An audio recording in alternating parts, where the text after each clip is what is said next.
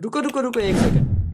क्या आप जानते हो कि प्रिंसिपल ऑफ मैनेजमेंट सिर्फ एक चैप्टर नहीं बल्कि वो बेस है जो बड़ी कंपनियों को सक्सेस या फेलियर तक ले जाता है। और इंटरेस्टिंग बात तो ये है कि ये कॉन्सेप्ट एग्जाम में डायरेक्टली और ट्रिकी वे में पूछा जाता है, जहाँ 90% ऑफ स्टूडेंट्स कंफ्यूज हो जाते हैं। बट आज की इस वीडियो के बाद आपको ये चैप्टर बिल्कुल क्रिस्टल क्लियर हो जाएगा। मैं इसको इतनी सिंपल लैंग्वेज में समझाऊंगा कि आप बिना रटे इजीली आंसर लिख पाओगे। तो वीडियो एंड तक जरूर देखना बिकॉज हर एक लाइन इंपॉर्टेंट होती है। तो लेट्स स्टार्ट। तो आज के इस चैप्टर में हम टोटल 6 सेक्शंस पढ़ेंगे। सबसे पहले हम मैनेजमेंट की डेफिनेशन, फीचर, उसके बाद इम्पोर्टेंस, फ्यूल के प्रिंसिपल, टेलर के प्रिंसिपल, मैनेजमेंट टेक्निक्स और फिर लास्ट में फ्यूल और टेलर का डिफरेंस। सबसे पहले व्हाट इज प्रिंसिपल? ये होता है फंडामेंटल ट्रुथ, मतलब जिसको हम प्रूव कर सकते हैं। बेस होता है कॉज एंड इफेक्ट रिलेशनशिप पे। अभी कॉज एंड इफेक्ट रिलेशनशिप मतलब किसी ना किसी कॉज का कोई ना कोई इफेक्ट होता है और ये गाइडलाइन होता है, मतलब आपको सॉल्यूशन प्रोवाइड नहीं करता, सिर्फ आपको रोड मैप देता है। उसके बाद सबसे पहले फीचर्स, इसके लिए बहुत अच्छा एक्रोनिम है एफबी स्केल्स।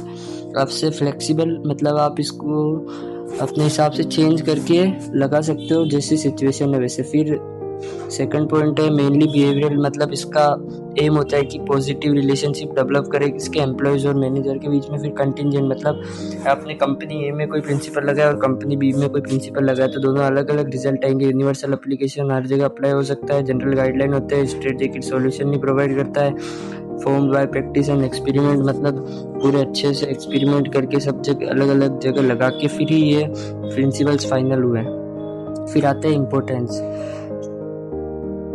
सबसे पहला है optimum utilization of resources. Optimum utilization मतलब आप अच्छे से फुल्ली यूटिलाइज कर सकते हैं रिसोर्स को, कॉस्ट को मिनिमाइज करके। फिर इफेक्टिव एडमिनिस्ट्रेशन प्रिंसिपल आपको हेल्प करते हैं कि आप इफेक्टिवली सबको मैनेज कर सको। उसके बाद है इंसाइट्स फॉर मैनेजर, मतलब ये आपकी नॉलेज बढ़ाते हैं मैनेजर्स की। उसके बाद है साइंटिफिक डिसीजन, मतलब आप हिट एंड ट्रायल बेसिस पे डिसीजन नहीं लेते, एकदम अच्छे से प्रिंसिपल रिसर्च की बात बनी होती है, जो भी डिसीजन आते हैं बहुत अच्छे आते हैं। फिर यहाँ पे मीटिंग चेंजिंग इन्वायरमेंट नीड्स है, मतलब इन्वायरमेंट चेंज होते रहता है तो प्रिंसिपल आपको हेल्प करते हैं उन चेंजेस को अडॉप्ट करने की और आपके एम्प्लॉयज़ को मोटिवेट करने की, ताकि वो चेंजेस अडॉप्ट करने में कोई दिक्कत ना दे। उसके बाद है सोशल रिस्पॉन्सिबिलिटी तो इसका मतलब जैसे कि प्रिंसिपल ऑफ इक्विटी होता है, तो ये प्रिंसिपल्स आपको सोशल रिस्पॉन्सिबिलिटी पूरा करने में भी मदद करते हैं। प्रिंसिपल ऑफ इक्विटी आपको कहता है कि मैन हो या वुमेन सबको एक जैसी वेजेस दो उनके क्वालिफिकेशन के हिसाब से। अगला है 14 प्रिंसिपल। सबसे पहले डिवीजन ऑफ वर्क। अगर आप वर्क को डिवाइड कर दोगे तो सब जो भी अपने स्पेशलिस्ट है वो अपने अपने वर्क को एफिशिएंटली कर पाएंगे। ऑथोरिटी एंड रिस्पॉन्सिबिलिटी, मतलब ऑथोरिटी अगर रिस्पॉन्सिबिलिटी से ज़्यादा होगी तो वो मिसयूज़ होगा। ऑथोरिटी अगर रिस्पॉन्सिबिलिटी से कम होगी तो ओवरबर्डन होगा, लेकिन ऑथोरिटी अगर रिस्पॉन्सिबिलिटी के बराबर होगी तो इफेक्टिवली एडमिनिस्ट्रेशन होगा। तो बस ऑथोरिटी हमेशा रिस्पॉन्सिबिलिटी के बराबर रहनी चाहिए। फिर आता है यूनिटी ऑफ कमांड। इसका बहुत ही एक इंपॉर्टेंट डायग्राम है जो कि आपको मेरे हैंडरिटन नोट्स में मिल जाएंगे। आप इसको अपने आंसर में ज़रूर लिखिएगा जिससे आपके बहुत अच्छे मार्क्स, आपके मतलब अच्छे मार्क्स, जैसे आपने आंसर भी पूरा नहीं लिखा अगर आपने डायग्राम बनाया है ना तो इससे आपको मार्क्स मिलेंगे। तो यूनिटी ऑफ कमांड मतलब जैसे एक बॉस है और नीचे 3 एम्प्लॉय ए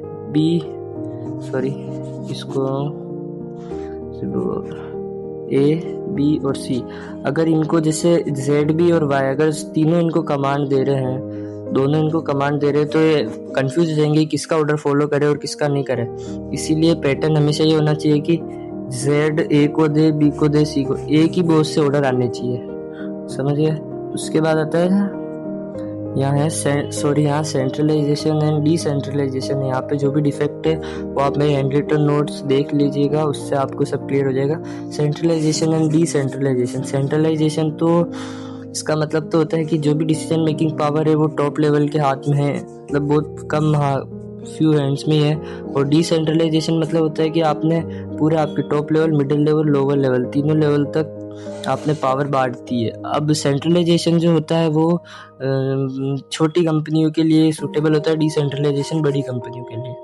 अब अगला है coordination of individual interest to general interest. यहाँ पे बहुत दिक्कत आ रही है, सॉरी, अगले वीडियो में ऐसा नहीं होगा, अभी आप एडजस्ट कर लीजिए।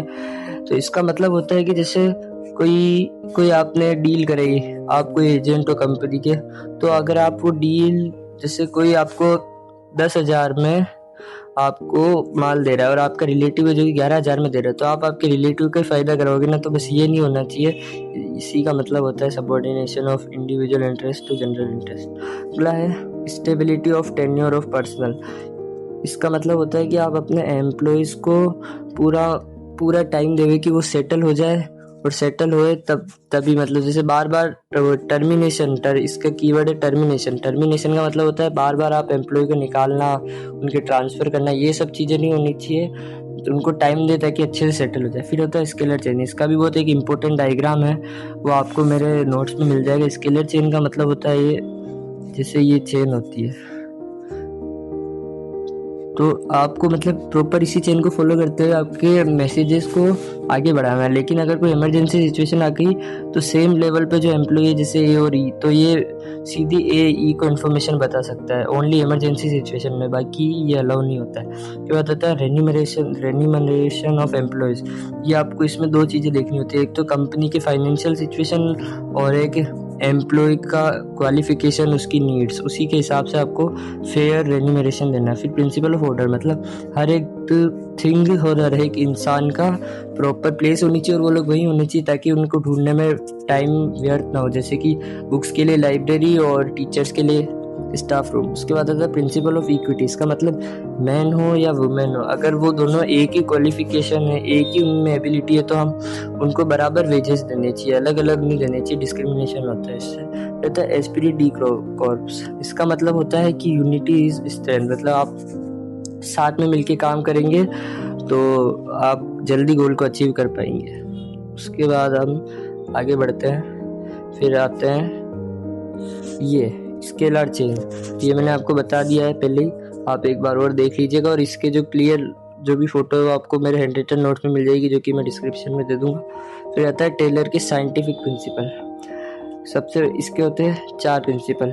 HDFC आपने सुना होगा, बस अफ को अस से रिप्लेस कर दो। तो सबसे पहले हार्मनी नॉट डिस्कॉर्ड। इसका मतलब होता है तो एम्प्लॉयज़ और मैनेजर दोनों को साथ में मिलके काम करना चाहिए। हार्मनी नॉट डिस्कॉर्ड का मतलब होता है कि आपको साथ में मिलके काम करो ताकि कंपनी के गोल जल्दी अचीव हो। फिर आता है development of workers to their greatest efficiency and prosperity. यहाँ पे बहुत दिक्कत है, सॉरी, आप थोड़ा एडजस्ट कर लो। तो इसका मतलब होता है कि आप पहले तो वर्कर को अपॉइंट करते टाइम उनकी क्वालिफिकेशन सब देखो कि सूटेबल है नहीं है, और अपॉइंट करने के बाद उसके बहुत मतलब ट्रेनिंग दो ताकि वो अच्छे से एफिशिएंट हो पाए और कंपनी के लिए ज़्यादा से ज़्यादा काम आ पाए। फिर आता है science note rule of thumb, मतलब आप जो भी डिसीजन लो वो scientific decision low, hit and trial method से मत लो। साइंटिफिक डिसीजन लेने का मतलब है कि आप जैसे आपके पास 3 ऑप्शन है, A B C। अब हिट एंड ट्रायल का मतलब तो होता है आप तुक्के में कोई भी, जैसे आपने तुक्के में बी लगाया, लेकिन साइंटिफिक डिसीजन का मतलब होता है कि प्रॉपर एनालाइज करो A B C को और उसके बाद कोई डिसीजन लो। ठीक है। अब लास्ट है कोऑपरेशन नॉट इंडिविजुअलिज्म। ये हार्मनी नॉट डिस्कॉर्ड का एक्सटेंशन है। इसका मतलब होता है कि जब भी आप कोई डिसीजन लो तो उससे पहले एम्प्लॉयज़ को बताओ, उनसे पूछो, ताकि वो डिसीजन के बाद कोई स्ट्राइक पे ना जाए और कंपनी अच्छे से वर्क कर पाए। अब हम बढ़ते हैं हमारे अगले हैं मैनेजमेंट टेक्निक्स। अब ये वर्क स्टडी, इसके अंदर टोटल 4 स्टडी होती है। Fatigue study, method study, motion study और टाइम स्टडी। फटीग स्टडी का मतलब तो होता है कि मतलब आप पहले एनालाइज करो और जब आपके वर्कर आपको लग रहा है कि थक रहे हैं तो एक दिन तो आपको एनालाइज करो कि 1 घंटे काम कर रहे हैं, फिर वो थक रहे हैं, फिर 4 घंटे काम कर रहे हैं, फिर थक रहे हैं, तो उसी हिसाब से आप रोज़ उनको ब्रेक दो ताकि वो पूरे एफिशिएंटली अपना काम कर पाए। अगर आप उनको लगातार काम करा पाएंगे तो ना तो वो काम करेंगे और आप को फालतू में उनको पेमेंट देना पड़ेगा, ना वो पूरा काम कर पाएंगे ढंग से। रहता है मेथड स्टडी, मतलब वही साइंटिफिक डिसीजन लेना है आपको। रहता है मोशन स्टडी, मतलब जैसे कि अब आप 4 जने हैं, अब एक एक करके आप ईंटों को ला रहे हो, उससे बढ़िया जैसे 1 2 3 और ये 4, चारों को लाइन में खड़ा करो।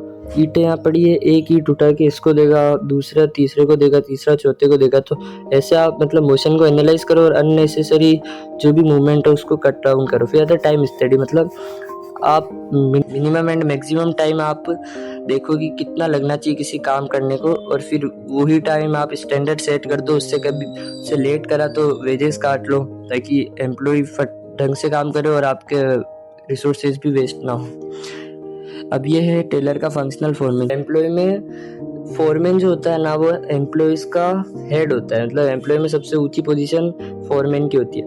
एफ.डब्ल्यू. टेलर ने 2 पार्ट में डिवाइड करा है, एक तो प्लानिंग और एक प्रोडक्शन। प्लानिंग में क्या होते हैं, 4 होते हैं। प्लानिंग में क्या होते हैं, 4 होते हैं। वो क्या होते हैं, DIRT। डट डी से होता है डिसिप्लिनेरियन, मतलब वो देखे कि जॉब ढंग से और सिस्टमेटिक वे में परफॉर्म हो रही है। आई से होता है इंस्ट्रक्शन कार्ड क्लर्क, वो इंस्ट्रक्शन देता है। आर से होता है रूट क्लर्क, जो कि रूट डिसाइड करता है कि आपको जैसे पहले मशीन चालू करनी है, फिर उसमें सामान डालना है, फिर आपको आउटपुट निकालना है। लास्ट में होता है टाइम एंड कॉस्ट क्लर्क, जो कि टाइम फिक्स करता है कि इतने टाइम में आपको ये करना है। सॉरी, यहाँ पे एक रूट क्लर्क नहीं है, वो जो भी इसमें मिसिंग है आपको मेरे हैंडरिटन नोट्स में मिल जाएगा। उसके बाद है प्रोडक्शन फंक्शन।